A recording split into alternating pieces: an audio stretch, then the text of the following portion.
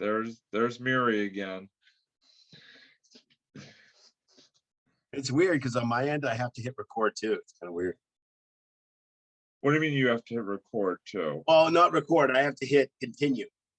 There's a little bubble that comes up and says continue on it. I don't know why. Weird. That's strange. weird. Strange and weird. Strange and weird. Weird and strange. I don't know. You have paper over your face. Paper face. Thank you for telling me. Robbie rant time. Wow, Hey, I thought your little bit with the piece of paper was very funny, and the fact that you were scared of the thunder and lightning, I thought was very funny. And then all of a sudden, Kyle says, "I think he fell asleep."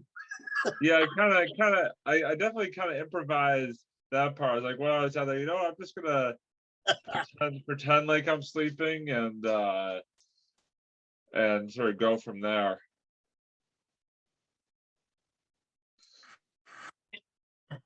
It's good.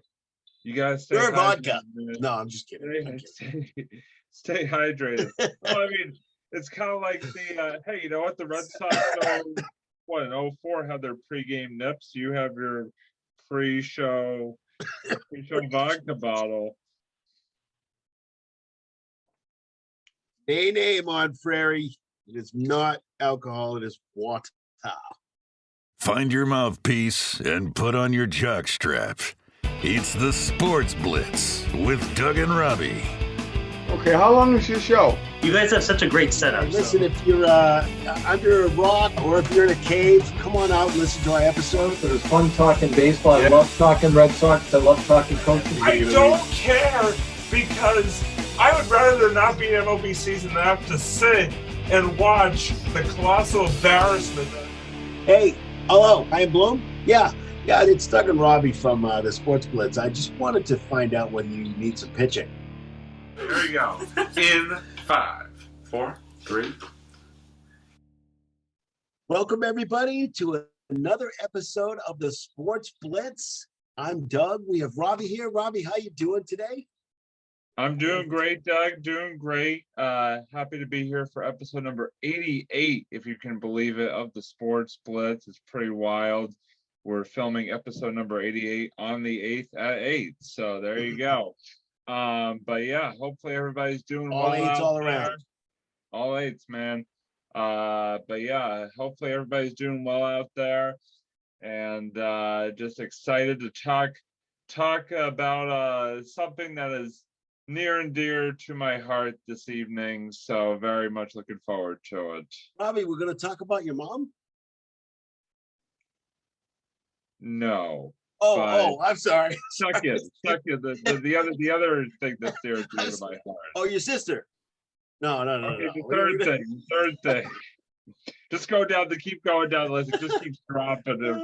I know. I just keep throwing some stuff out there. You said near and dear to your heart, so I'm thinking some kind of relative. Doug, listen, I got a big heart. Lots of things are near and dear to it. So. Okay, I just want to make sure we were, kind of on the same page. By the way, if I could just say, because you sort of mentioned this person, if I could just say very quickly here to begin the sports, but because it is a special day, very happy birthday to my sister Sarah, who turns 24 today.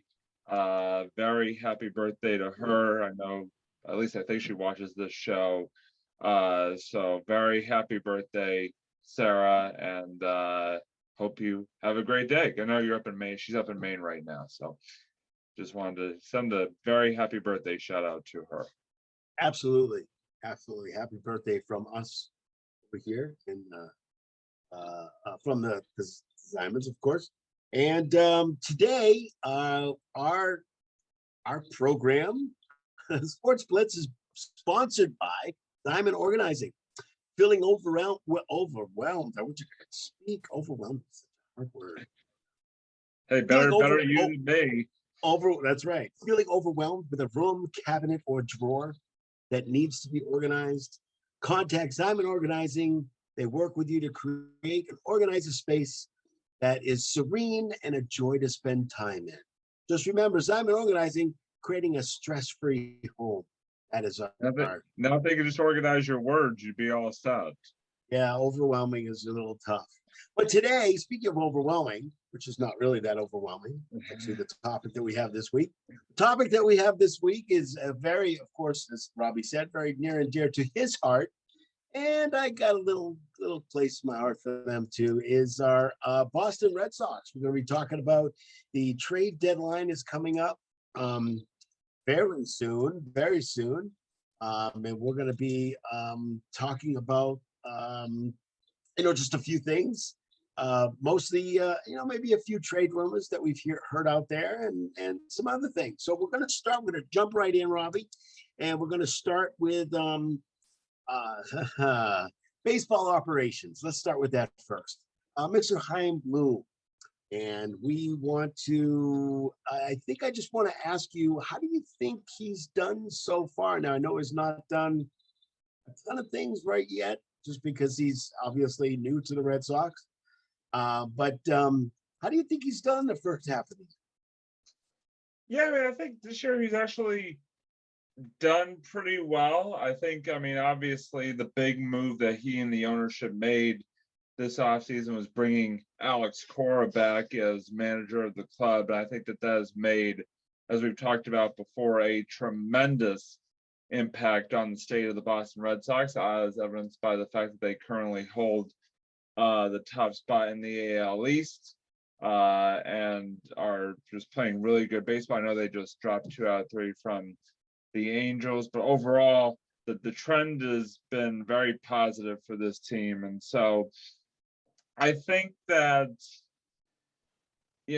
I kind of am deferring judgment to Chaim Bloom for the season as a whole, obviously, because we've only completed half the season so far. And I'm very intrigued. I know we're going to get into it a little bit here coming up, Doug. I'm very intrigued to see what direction Chaim Bloom chooses to go at the trade deadline. I think that there are some definite pieces missing from this team that need to be filled.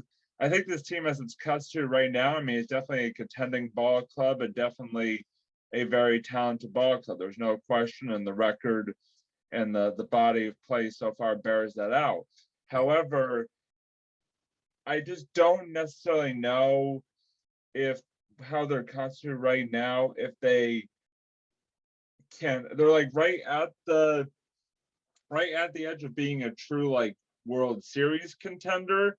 Are they completely over that edge? I'm not sure. Like I said, there are some pieces missing there. And so I think I'm going to have a lot more to say judgment wise on, Bloom, I can sort of speak to, a little bit better right now. But when it comes to this team and where they're sort of going this year, I definitely feel like this trade deadline coming up is going to be very important to watch, because you're going to see if Bloom is able to sort of pull in some of those needed pieces and thus take the team from sort of being on the edge to over the edge, so when now we can really say, hey, this team is a bona fide World Series contender. Whereas right now it's maybe not, just again, some pieces there. But overall, I think there's a lot of reason to be excited about what Bloom has done, but there's also some reason to be questioning of what Chaim Bloom has done. So I would say overall, it's kind of in a long-winded way, it's kind of a mixed bag. Right. No, I definitely agree with that. I think one of the things is that I think he started off in a really good position, especially with the fans, by hiring Alex Cora back. So I think that's the first thing. And I kind of look on that and say, yeah, this is okay. You did that. I wanted Alex Cora. I want Cora back, and great, excellent. This is exactly the direction that at least I think most people want the team to go into. So that's after number one. After 2020, I think anything would have been better than that. Yes, definitely, absolutely. That was just an absolute train wreck. It was So- only 60 games too. Yeah, I'm glad that actually it was only 60 yeah. games. I'm Yeah. not glad in the situation we had, but I am glad that it was only 60 games. It was like almost like a mercy season. Mercy rule. God, can Mercy you rule. imagine Only last season the as- Red Sox can you only have imagine to play. Yeah, Can it's you the imagine mercy last rule. season as 162 games? That would have been just. You were talking Oh. about torture chamber there. Jeez, that was No, 60 and games. is I torturous think they would. enough. I think they would have given us the mercy rule just for the Red Sox. Okay, you guys, you only play Forfeit the 60. You don't rest have of to the play anything season. more.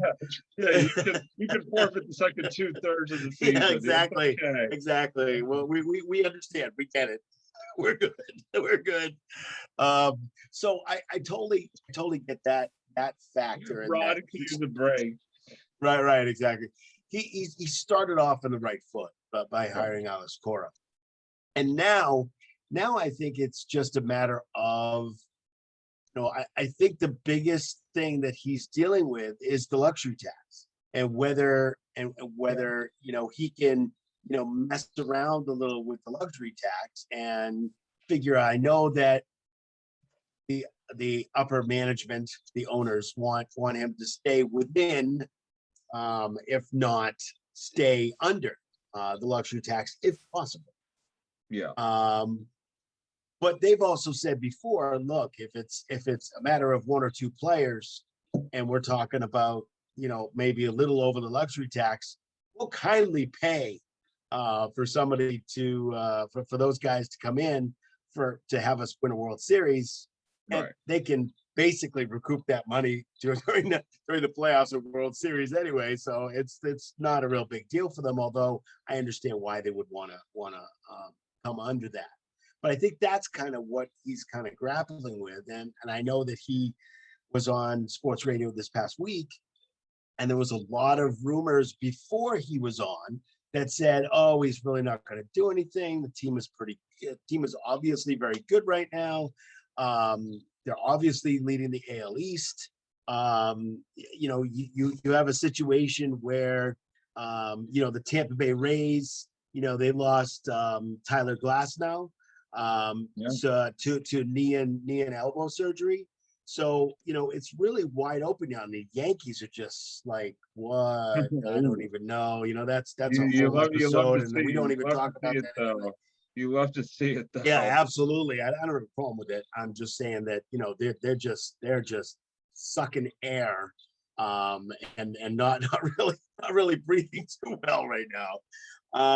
So more like the wimpy empire than the evil empire right now. exactly, absolutely.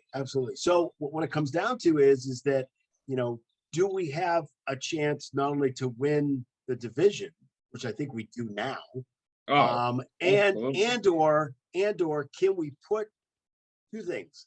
Can Chaim Bloom put a couple of pieces together, a couple of guys that will not only come and just wreck the Yankees, forget it, they're done, and also win the AL East, and get ourselves into the World Series. So it's, or at least pretty darn close.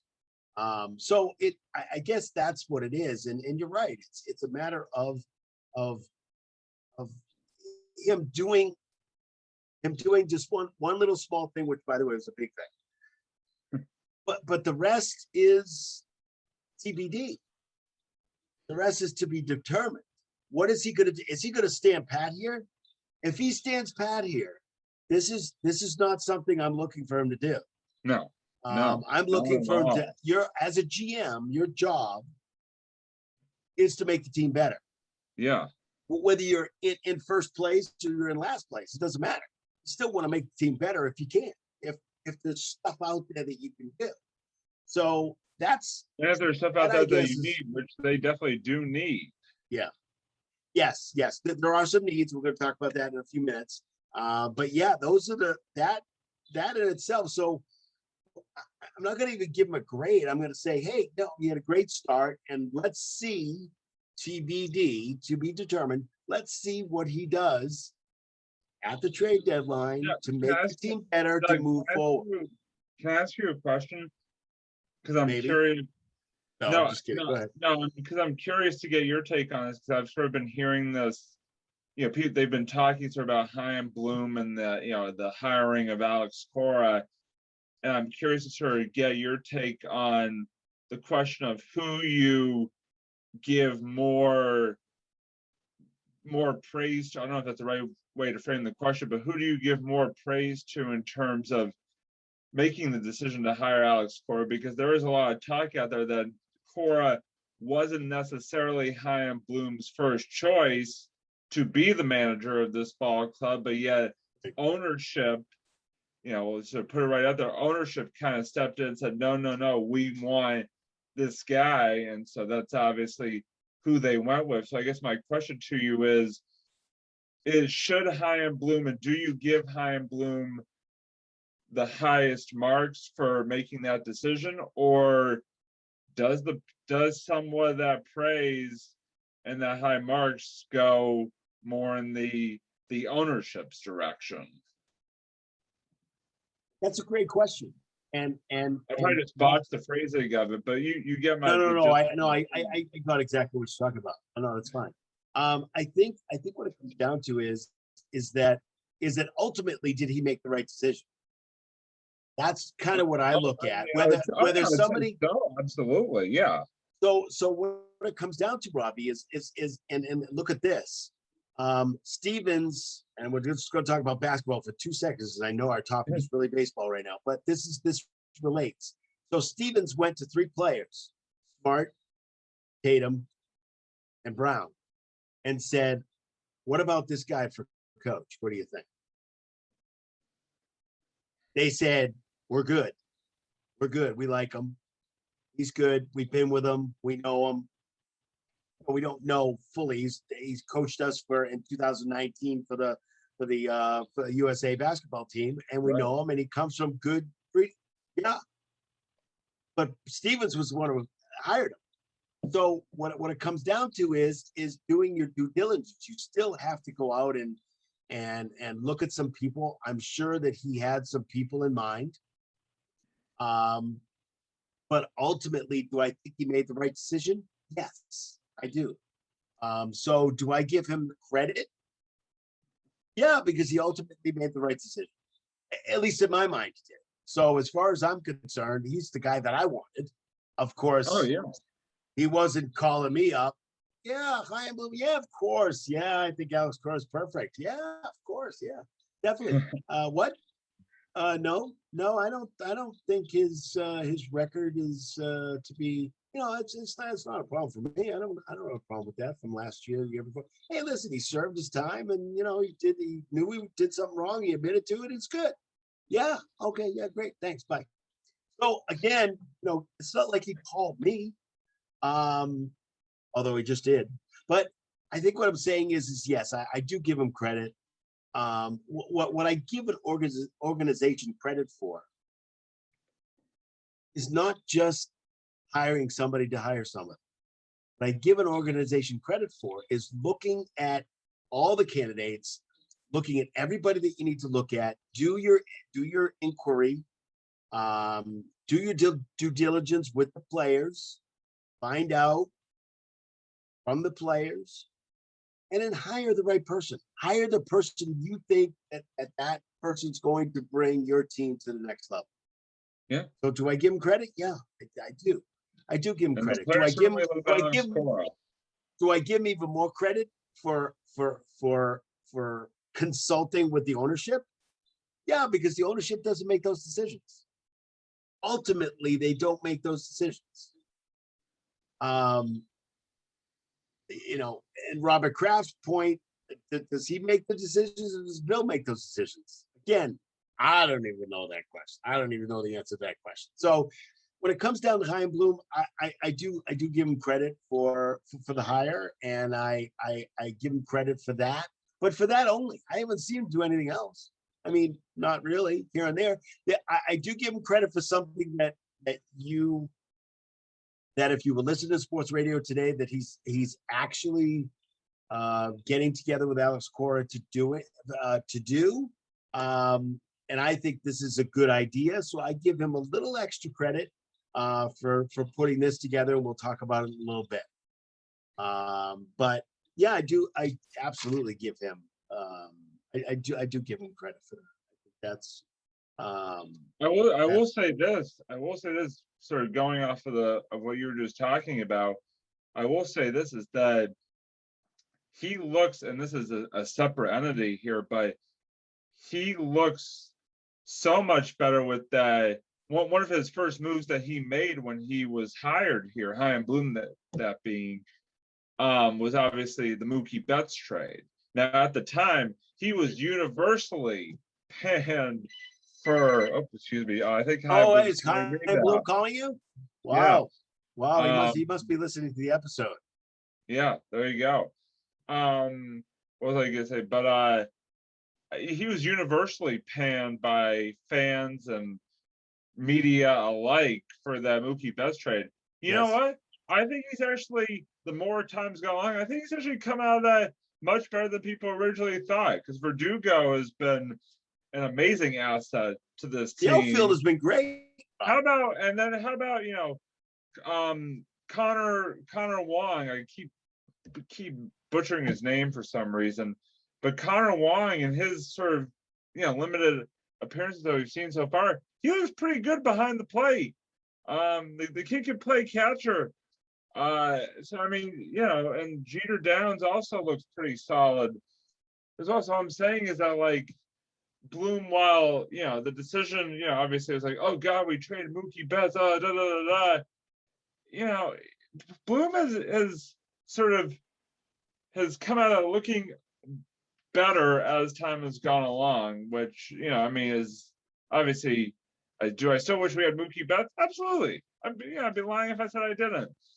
But just to sort of review that trade or analyze that trade when it first happened to now, I think, like I said, Bloom doesn't look half as bad as he once did in that regard. No, absolutely. And again, I guess it solidified it with fans being upset when the Dodgers actually, didn't they win the World Series? Yeah. So again, we were booing and hissing him and stuff like, why do you do that? Blah, blah, blah, all this kind of stuff. But again, new year, new time.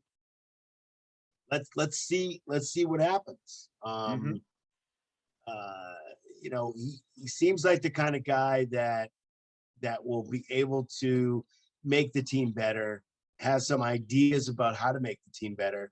It turns out there was an article that was written by actually somebody from Bleacher Report that said that Dombrowski really didn't leave the team in such a bad disarray like everybody thinks he did. The fact is that GM's job is to make things better and to figure out kind of what the needs are. What do we need to do for the second half to get us to where we want to go? And that puts us in the next question, Robbie. What do you think the Red Sox need to focus on coming up to the trade deadline? Bullpen, plain and simple. Bullpen. I mean, if you look at where this team has struggled and where this team has been losing games, it's been the fact that the middle to sort of late relief. I'm not talking about Matt Barnes or Ottavino, because I think they've actually been pretty solid at the back end. I'm talking about that sort of middle. It's more the middle relief that has been struggling to hold leads for the starters, sort of those middle to late innings of ball games. And, it's sort of, you can never be 100% certain with some of these relievers that they're throwing out there right now, that they're going to be able to come in and get the job done. I mean, you look at, they should have swept the Oakland series. What happens there? They have two-run leads against Oakland, and they blow both of them, and then Oakland ends up walking off in the middle game of that series. Yes. So I just feel like, again, we sort of talked about this last year. I feel like it's been sort of a theme the last couple of years with this team. They need pitching help.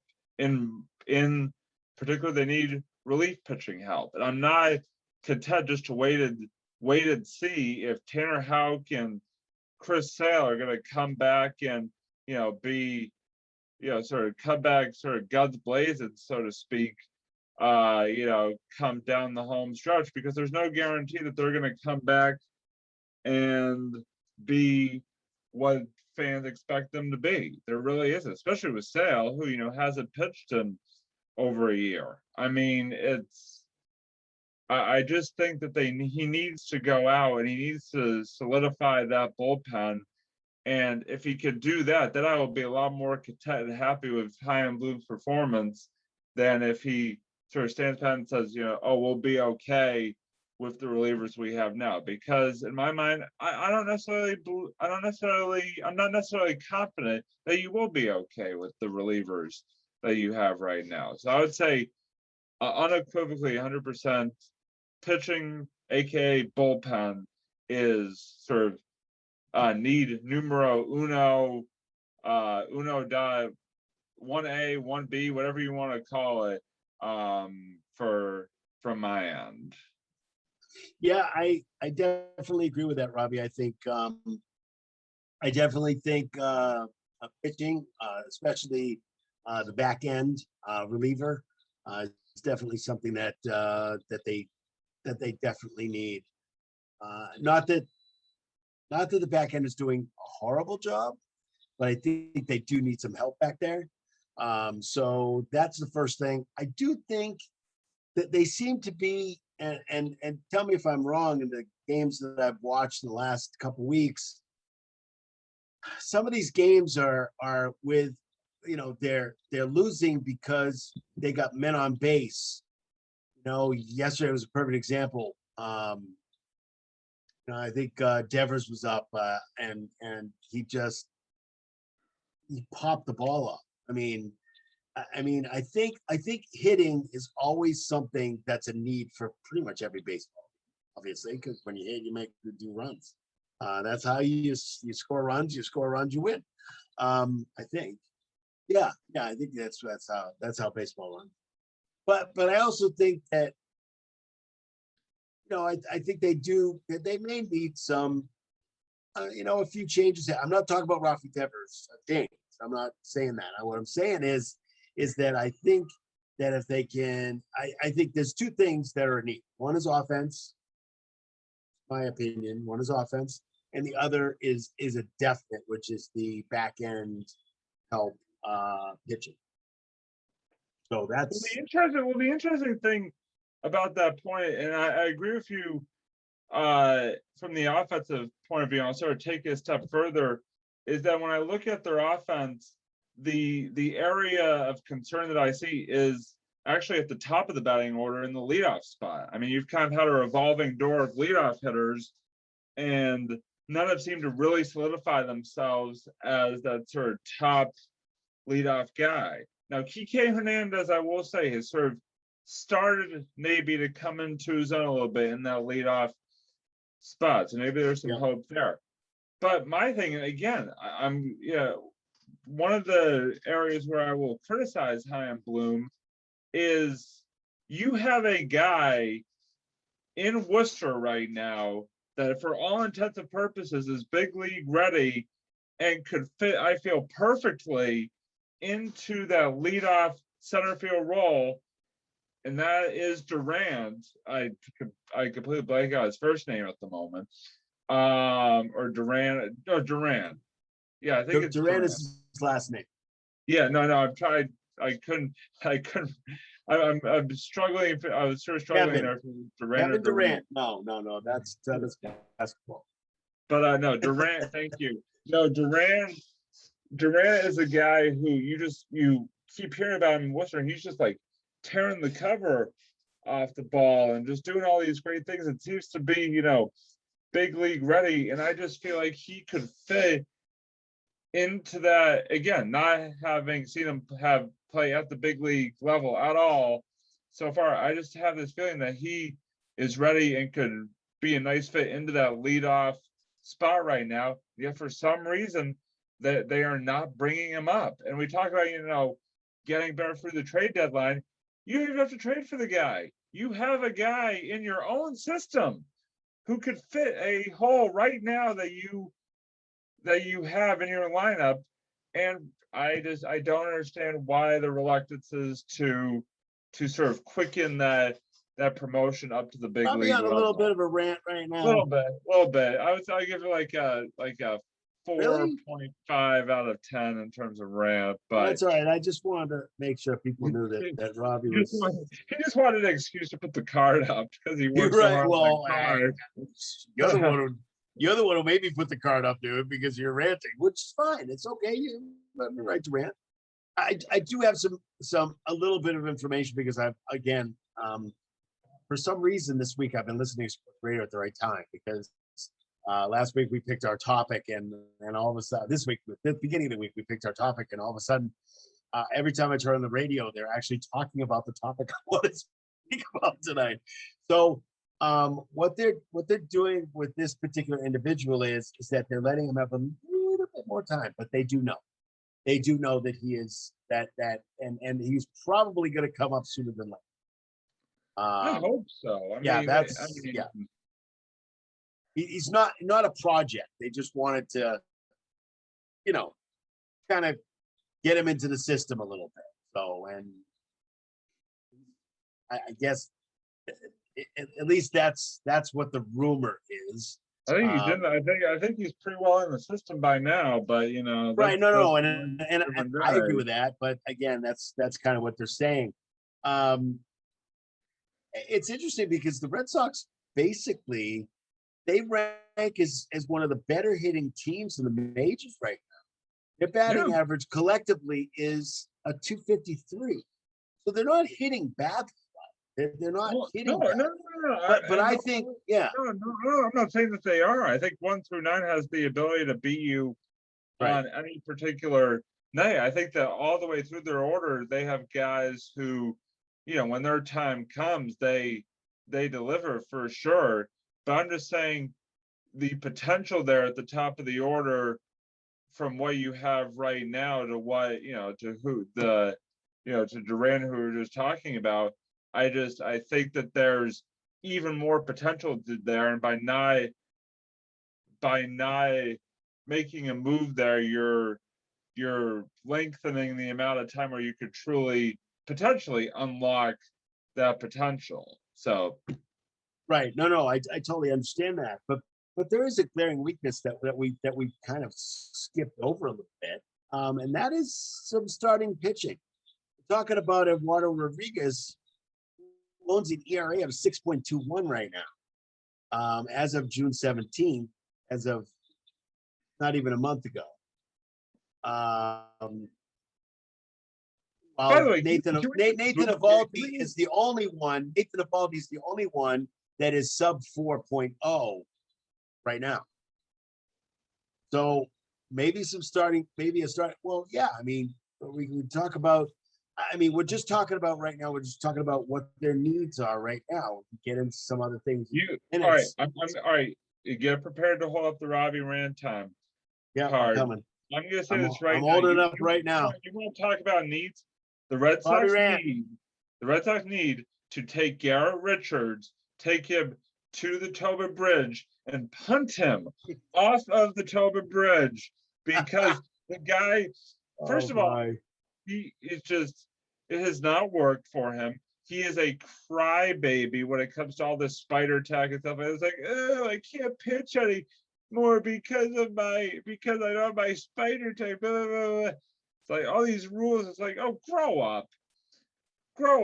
Just make an adjustment. Figure out how to pitch a baseball. You've been pitching a baseball your entire life. I guarantee you, for at least part of your pitching life, you have not used spider attack. You were probably still able to throw a baseball pretty well even without it. So just figure it out, Garrett Richards. Like, the guy drives me absolutely insane.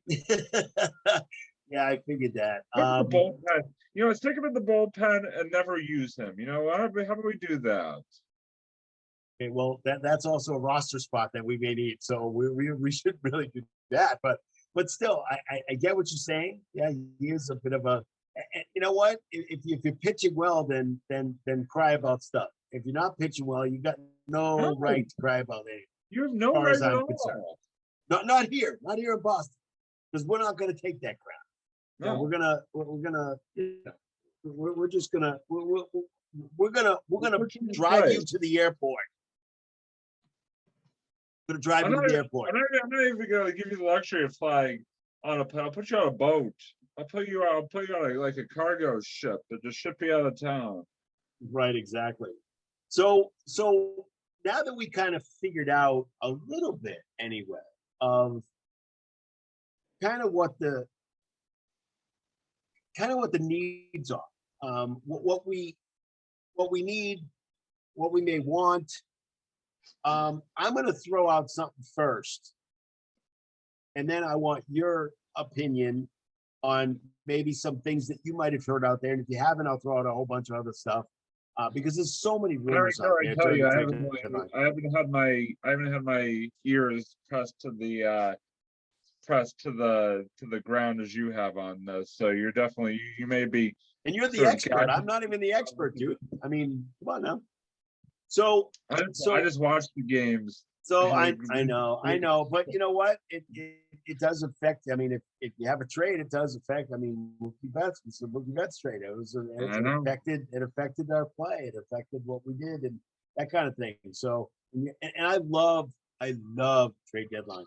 Love them. I love the rumors. I love the I'm not a big. Don't get me started about the rumors. It's just like I always say, until the pen hits paper, I don't listen to it. I know, but as people that do a sports show, we should probably listen a little bit, but that's okay. Just because I think it's pretty cool to listen to the rumors and see what the rumors are out there and think of the possibilities. And if they happen, they happen. If they don't, they don't. You know, Danny Ainge, perfect example of somebody who said 99% of the rumors out there are just rumors. They're not anything. But the fact is that if he didn't listen to them, how would he be able to know who's out there, who's not out there, who's doing what, who's doing? I mean, that's what sports radio is. It's all talking about conjecture. It's all thought process. It's all what happens if we get this guy here? And yeah, it may not happen, but you know, it's like sports betting. It's kind of it's fun to think that it may or may not happen, or it may happen. Who knows? Anyway, as we know that Chris Sale's return is on the horizon. And I have some information about that too. But Boston can definitely bolster their rotation by acquiring Washington Nationals ace and pending free agent Max Scherzer. Now that is a name that perks me up a bit when you. Yeah, I figured that would perk your little ears up there, brother.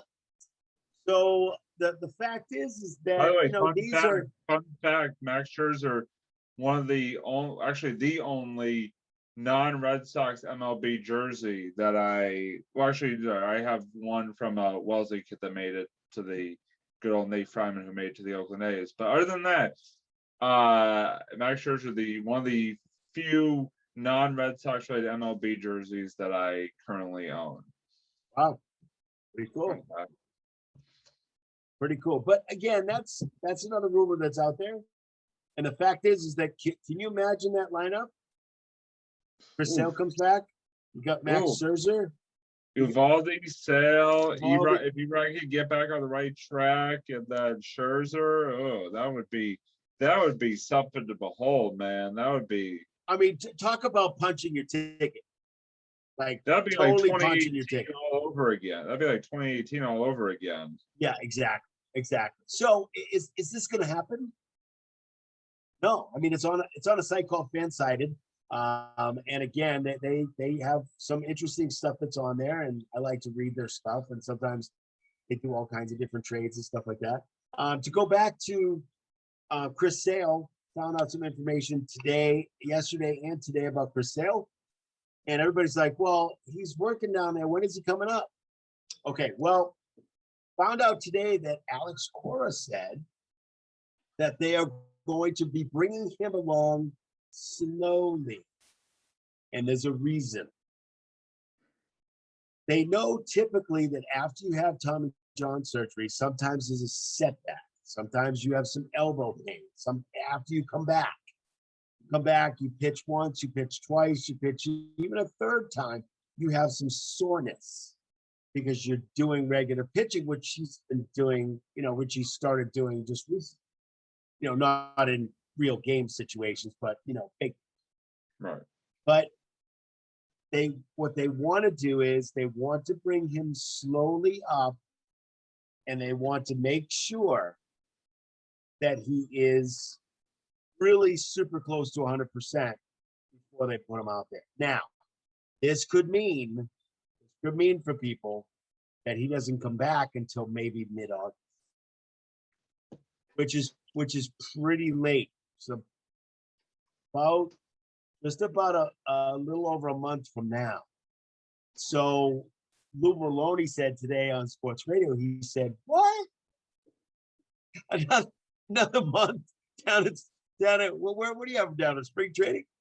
Lou Merlone actually agreed with it, because the fact is that he didn't go through spring training, did he? No. Really?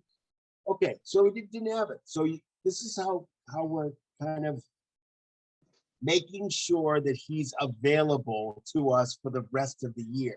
Now, if you notice, the first 2 years he was here, he started to go down in production as the season progressed.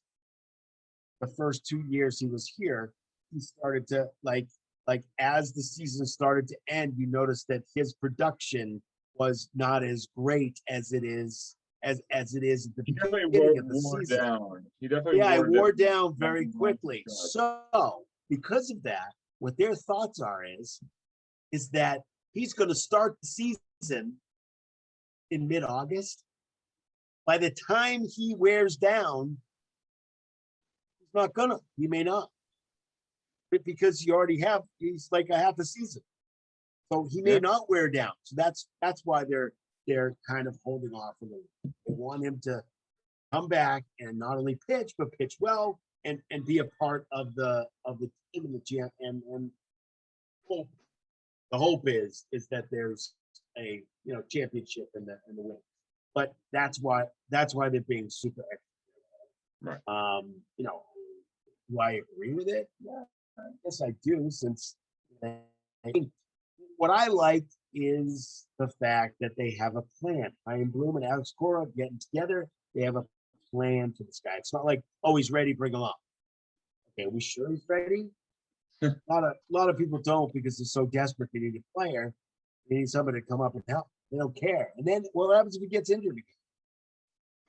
What happens if he got soreness in his elbow? Soreness in his, whatever, in his arm, in the arm that he got fixed. And it's one of those things where I like the fact that they're doing this. Better to be we're not desperate. Yeah, exactly. But we're not desperate. We're not in, second to last place or a game out of being in the playoffs. We're not in that. So we can do that now because we're not in that desperation mode. I think they're doing a great job. Yeah, I think they're handling it well. I think you're right. It's interesting because actually the fact that they are considering, or the fact that they are sort of planning on bringing him back at all this season, I think actually maybe shows how committed they are to being a contender this year. Because if they were kind of at the bottom of the barrel again this year, maybe they kind of give him another or even more extra time, maybe even don't really worry about rushing him back this year at all. I'm just saying, I mean, I think the fact that they have in the works him actually coming back, no matter how late in the season it is, shows that I think they are committed to contending right now. I hope that bodes well for what they're going to do. Like we said, coming up here in just a couple of weeks with the MLB trade deadline. I hope that bodes well for some potential moves on that end as well. Yeah, I hope so too. And it looks like he's at least from his interview, his thought process is that he's going to be active. Yeah. Which is good. And a couple things that I saw, which is kind of neat. kind of need to think about. And again, some people like to trade things and some people don't. And I like them. I like to hear about them because I think they're cool to think about, whether they're out there or not. But again, some of the things that I'm hearing about, trading Jaylen Brown for Ben Simmons is just the stupidest thing I've ever heard of in my life. But it's not like I don't want to hear it. It's not like I don't want to hear it, because I do want to hear. I want to hear what the thought process is out there, and that thought process is stupid. So that's just my opinion. I don't care if Ben Simmons has three All-Star, if he's got 3 All-Star appearances and Jaylen Brown's only got 1. I don't care. Jaylen Brown's a better player. Oh yeah, that's just what it is. And Ben Simmons doesn't know how to shoot, and he can't shoot, and he's scared to shoot. So as far as I'm concerned, that's useless. So anyway, going back to that's why I like to listen to the trade. So, or the rumors are out there. There was one rumor out there about a reliever, and you brought up that we need some relief pitching. So we're talking about Mike Fulmer. He is actually the 2016 Rookie of the Year. He was in the All-Star game in 2017. He was a starting pitcher, but had some elbow and knee surgery. He's 28 years old.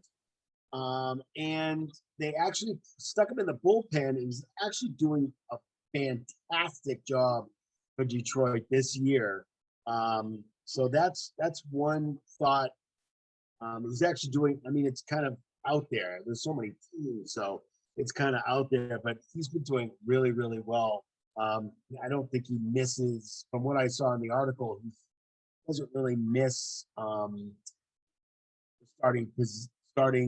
starting role as a starting pitcher. I think he likes this role. So, and this is a mid-level reliever right here. So that would be one that I would possibly think of. For hitting, we'll do a Marlins outfielder. Sterling Marte is out there in the rumor mill. Yes, he's averaging 295 right now, and has been doing very, very successful. He's been very successful this year. And again, I know he plays the outfield, but one of those situations where, he's playing well and that kind of thing. So I've heard that one out there. There's another one from the same team, Marlins, and another guy who is, and this was actually a trade thought. The other two were just, they didn't have anything going back from the Red Sox, but these other ones are this one definitely has the trade implication there. Is a guy on the Marlins named Jesus Aguilar, big personality guy, big bench guy, does play, I believe, the outfield in a couple different positions.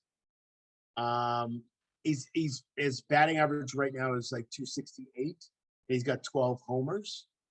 And the trade would be for Bobby Dahlbeck, who really has not lived up to the hype. So I wanted to ask you about this particular trade, because it does have a Red Sox player attached to this particular one. What do you think of this trade? And that was the first one. That's the first question. And then the second question is what do you think of Bobby Dahlbeck and how he's doing this year? Yeah, I like that trade idea. I think Dahlbeck's just been too inconsistent. I think he's one of those guys that he the old saying, he either strikes out or he hits home runs. Right. He just there's not enough consistency there for my liking. Aguilar, from what I remember seeing him play, is definitely more consistent in a lot of different ways, and I think could be a big help to this team, both offensively and in the field as well. Hey, listen, I think Bobby Dahlbeck has had his moments.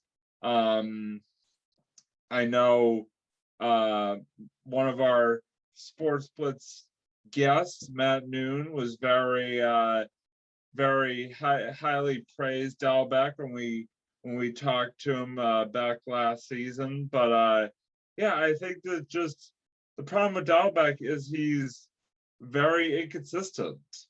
Like I was saying before, and I just worry, especially in those big moments, that he's not going to be able to come up big when this team needs him the most. And I'd rather have somebody in there who I trusted more, sort of under the brighter lights and in the bigger moments to come through. So I would do that. I would do that deal if it sort of becomes a reality. I would be okay with a deal like that. Right. No, that totally makes sense. Hey, I want to ask you a question that's not it's kind of because I have a couple of I may have a couple more that I wrote down, but those are the main ones that I kind of saw Right. just recently within the last day. I know there's a couple other things, a couple other things that are out there, but I wanted to ask you, in this particular Red Sox season, who have you, and I want the names and why you think this is, who has been an absolute delight and has exceeded expectations this particular year? And I do have a few players that I can kind of bring up, but who do you think on your side, Rob, who has exceeded expectations in a big way this year? So one that comes to mind right off the top of my head is Ottavino. And he started off kind of iffy, but I mean the last few months he has really burst onto the reliever scene and really been one of the more consistent, stronger relievers that this team has had. Again at the back end of that bullpen, he's been very impressive to watch. Same thing, and sort of in the same sense, there somebody who's come on strong, as the season's gone along, is Josh Taylor as well. Josh Taylor, who, by the way, is closing in on a team streak of most consecutive scoreless appearances coming up here. I think if he is scoreless in his next appearance, I think he ties the record. Or something along those lines. But I'm trying to think. I mean, obviously, when you look at that lineup, offensively, I mean, a lot of those guys, you expect them to be successful. So like, Bogarts, Devers, JD, Verdugo. I will say I've been very impressed lately with Kike Hernandez. Like I said, has definitely stepped up and sort of solidified a little bit more that leadoff spot, and has looked great with the glove there in center field. But I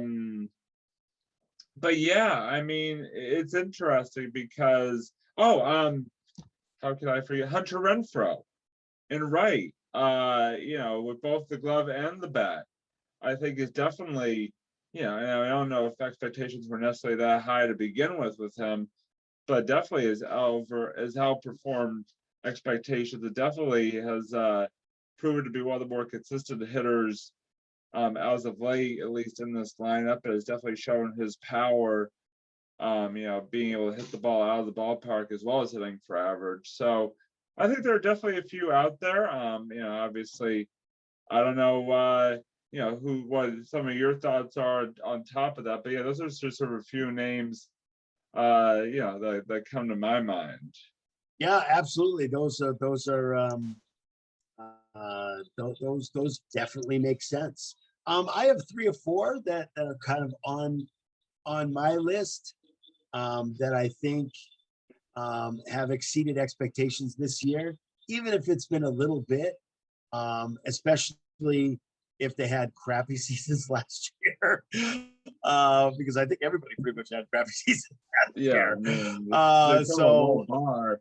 yeah. So it's kind of a low bar, but yes. So my first one is maybe I'm in the minority here, but JD Martinez, I think, has exceeded, and in my opinion, has exceeded what he's done. I mean, last year he hit 213 with 7 home runs in 54 games. You know, I just think at 33, you know, you can count on him a lot more this year than you could last year. I think he's just doing a much better job this year. I just I don't mean to cut you off, but when it comes to JD, I think that I'm just kidding. yeah, exactly. I'm going to talk anyway, but you know, just try to be polite. No, it's fine. It's all good. It's all good. No, when you're talking about JD, I mean, you're absolutely right that JD this year compared to JD last year is like night and day. JD has come up in a big way so far this 2021 season. I just think, you know, and sort of going back to the question that you asked, the reason why I didn't throw JD in there with mine is because I think expectations for JD are actually kind of on the higher side. I think people expect a lot out of JD, which is why 2020 was so disappointing for him. So I think this year he's more living up to the expectations we set for him in general. But you're right, compare it to last year, it's far and above where he was last year for sure. Yeah, absolutely, and that's kind of why I put him on the list. Is that yes, he's got pretty high expectations, but I mean the fact is that he really has turned things around this year to make things not just better for him but better for the team, and that's kind of why I have him on my list. And that's okay that you didn't. It's, you know, you can't have everybody on the list. Although you think about last season, you probably could have everybody on the list. Compared to everybody to last year, I think compared to last year, anything is better than you know, 1 home run. You know, if you have 17 home runs last year and you hit 18, there's your expectation much better than last year. Than anything Red Sox hit 17 home runs last year. Yeah, exactly. I don't know. I don't think so. My second guy is Garrett Whitlock. He's the rookie reliever. He's Rule 5 selection. He is coming back from Tommy John surgery, where when you come back from Tommy John surgery, is there any expectation that you're going to be okay? No. Probably not, but if you are, then there you go. A big, huge contributor this year, and especially in spring training, when spring training began. You know, just became an essential member of the pitching staff with a 1.50 ERA over 25 appearances and 42 innings. So, you know, and again, you know, being that rookie, there's not a lot of expectation in a rookie, but you know, he's had a significant role, and that's something that I think has been, you know, big. So that's why kind of he's on my list. Josh Taylor.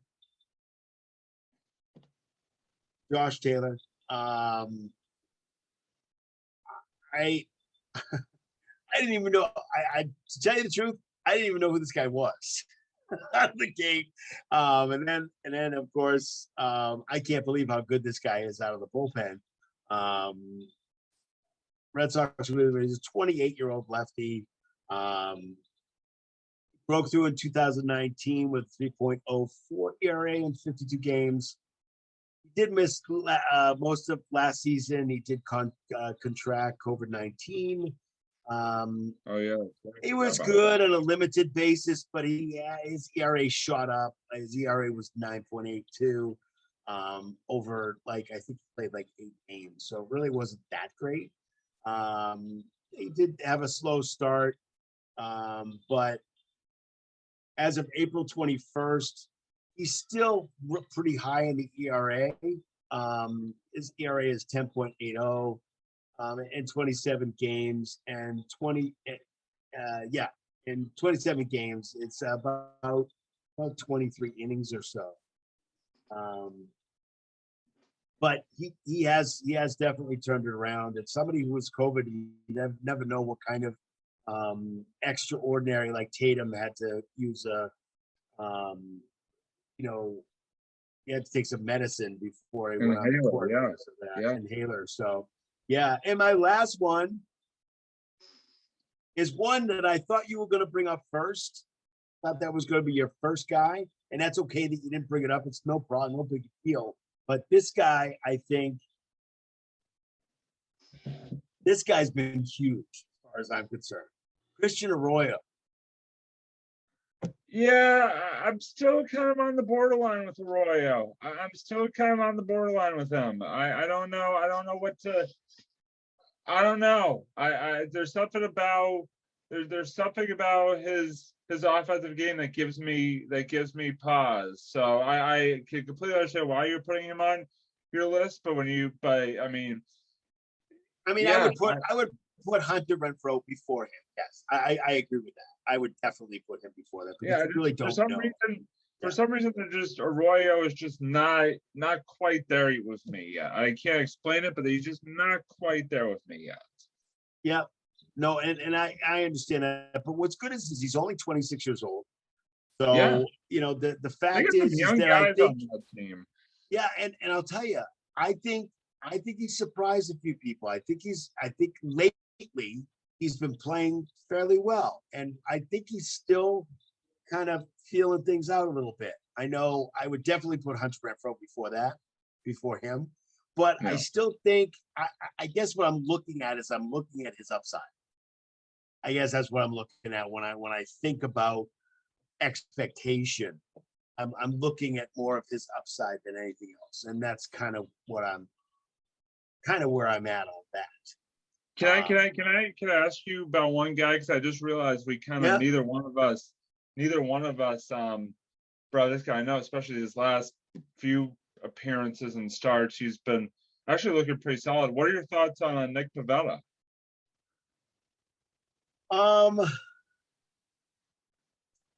That's a great question. Because he's looked pretty solid. Like the last couple of starts, I know, especially that Tampa start a couple of starts ago where he basically no hit them before being taken out in the seventh inning. Yeah. I mean, he's looked sharp. He has looked sharp, at least as of late. Yes, he's looked better than Eduardo Rodriguez, that's for sure. Yeah. So that's a push. But yes, I think he's.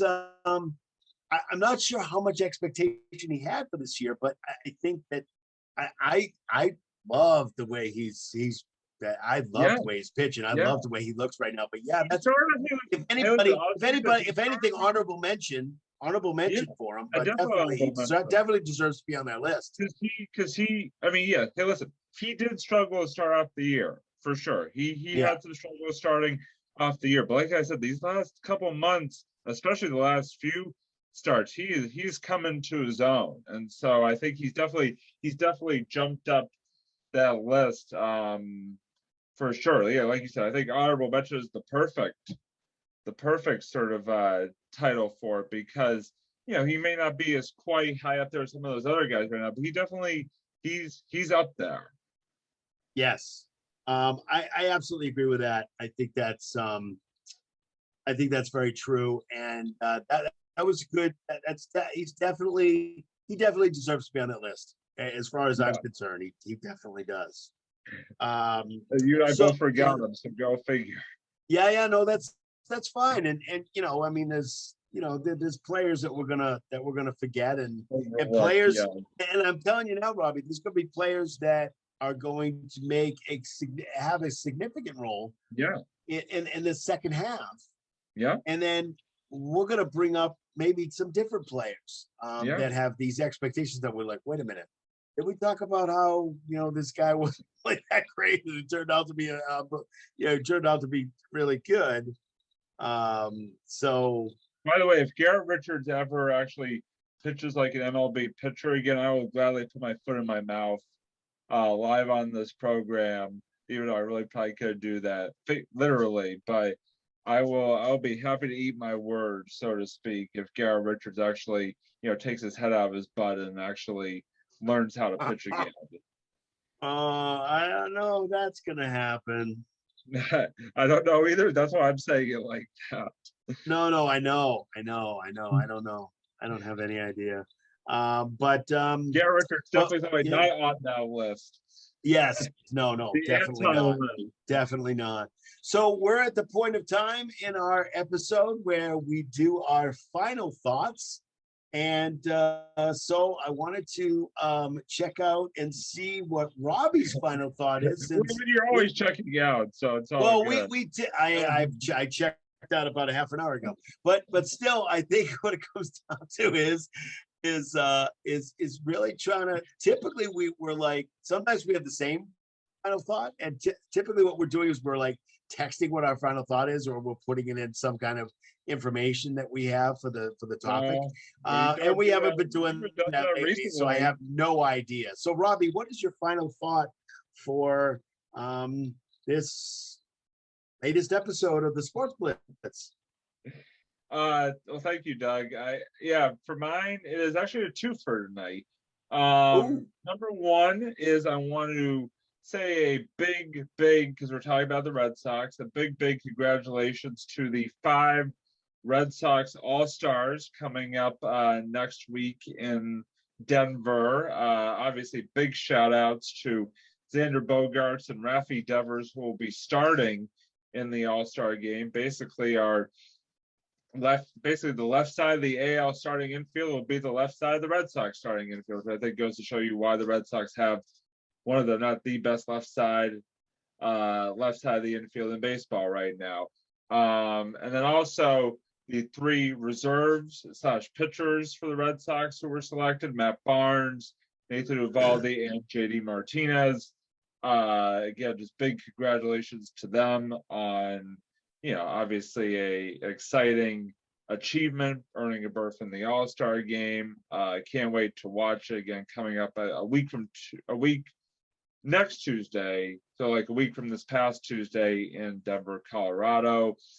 And then my second final thought, as much as it pains me to say this, is I want to say congratulations to the 2-time now in a row Stanley Cup champion Tampa Bay Lightning, who the only consolation, and this is actually a big consolation for me, is that they did take out the Montreal Canadiens and sent them ole back up north. So that I was happy about. But yeah, the Lightning repeat as Stanley Cup champions. So listen, congratulations to them. Credit where credit is due, and another championship for the city of Tampa. I think Tom Brady, people are saying, joking around saying Tom Brady is a witch. They actually may be onto something. Wherever he goes, apparently just championships follow every single sport. It's not fair what is happening in Tampa Bay right now. Basically, if Kevin Cash hadn't, at least in my mind, thrown Game 6 of the 2020 World Series, we may also be talking about a 3 for 4 in terms of Tampa teams owning titles, but that's a whole nother discussion for another day. But yeah, so congratulations to the Red Sox All-Stars. Congratulations to Tampa Bay Lightning, like I said, on their second straight Stanley Cup championship. So that is my final thought for episode number 88 here. So let me kick it back over to my pal Doug over there. Doug, what is your final thought for tonight's episode? I have a question, and that I have actually 2, but one's a question, and we don't have to answer it tonight at all, and I don't want to answer it tonight at all. Is Tampa Bay going? What? What if I want to answer it? I don't think you want to answer it. I don't even want to answer it. Is the state of Florida, city of Tampa, unbelievable. Is Florida Tampa? You can tell us the end of the episode, huh? Definitely checked out. I checked. I told you I checked out. No, I didn't really check out. The words that are coming out of my mouth have checked out, and I think my brain has You too. can check out anytime you. It's like this old song goes. You can check out anytime you want, but you can never leave. That's right. I haven't left, but I think I have checked out. I'm not sure. Anyway, besides the city of Florida, which it isn't. Let's do the state of Florida, the city of Tampa. There we go. There it is. There it is. Are they going to be a dynasty?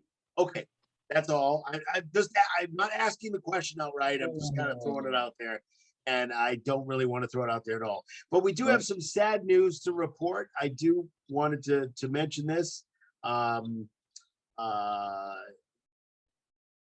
Robert Downey Sr. Oh yeah, Robert Downey Jr.'s father passed away this past week. And I think it's really, it's not really cool what he said, but I think it's just, it's really kind of a nice, this is very, if you listen to Robert Downey Jr. in any kind of interview, anytime interview, you know that what he says about his dad right here is just so like him. It makes sense. It's him.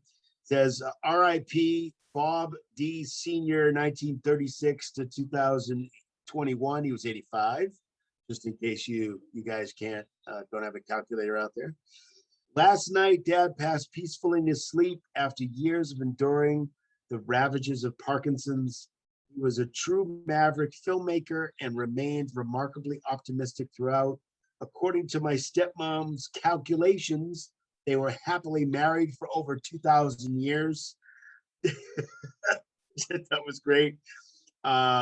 Rosemary Rogers Downey, you are a saint, and our thoughts and prayers are with you. And just like he says, our thoughts and prayers from the Sports Blitz are out to the whole Downey family for the loss of their father.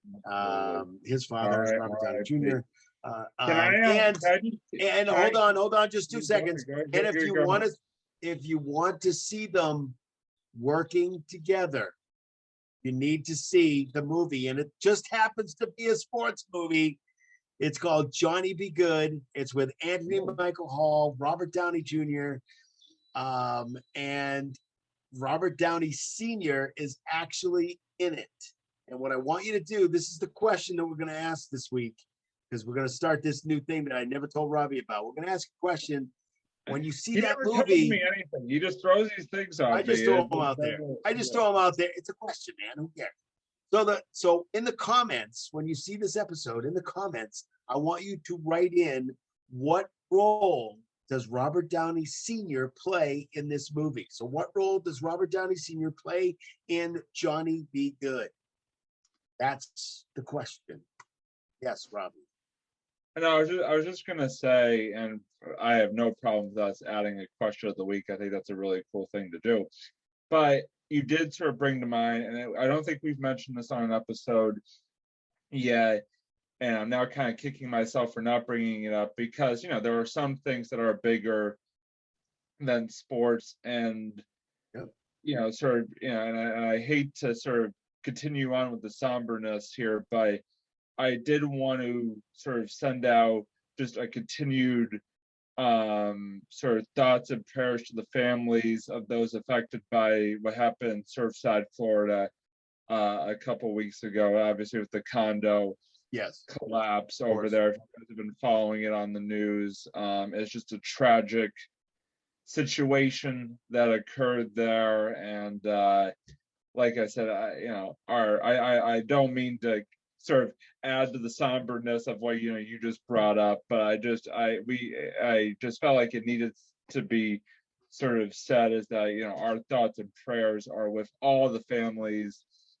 affected by the tragic events in Surfside, and just it's a tough situation for sure. I can't even imagine what those families and just everybody down there must be going through right now. And like I said, our thoughts are with you for sure. So absolutely. I totally agree. And our thoughts and prayers out from the sports.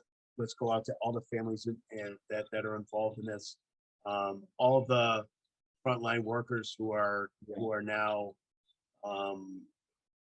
in more of a recovery mode now than a rescue mode, unfortunately. But yeah, we're definitely thoughts and prayers go out to them. We're thinking about them, and very important. It's above us. It's way above sports talk. It's way above winning championships and that kind of thing. So you're absolutely right. That definitely said.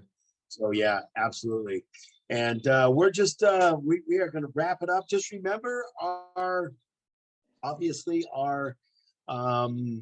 sponsor is Zyman Organizing. So we're going to have a link at the Link in the bottom. description, man. Yeah, link in the description. Link it So up. please click on that link, especially if you need help organizing your house or a room or something like that you're going nuts over. Or if you're Got a Doug, needs help professional. organizing your words, That's just- right. That's right. I ask her all the time to help me organize my words, and she does a great job.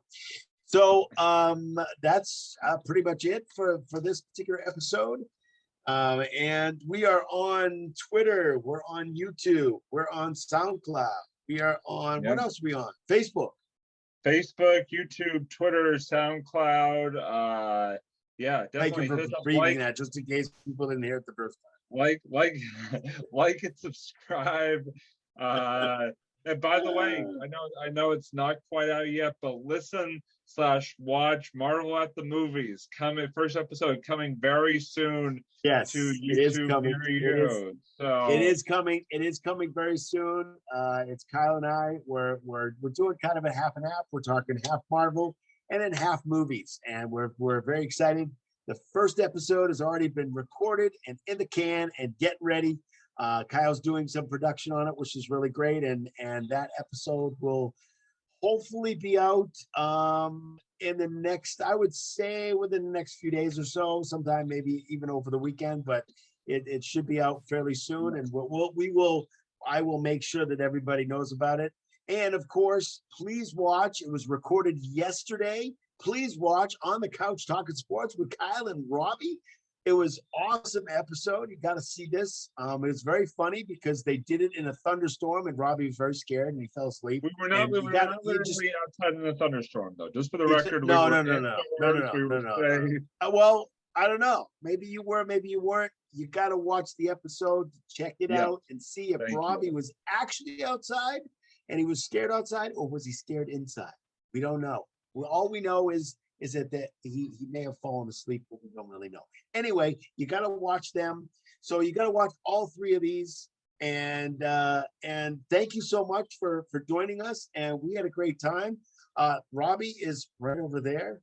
That's Robbie. I'm Doug for the Sports Blitz. We will see you next week.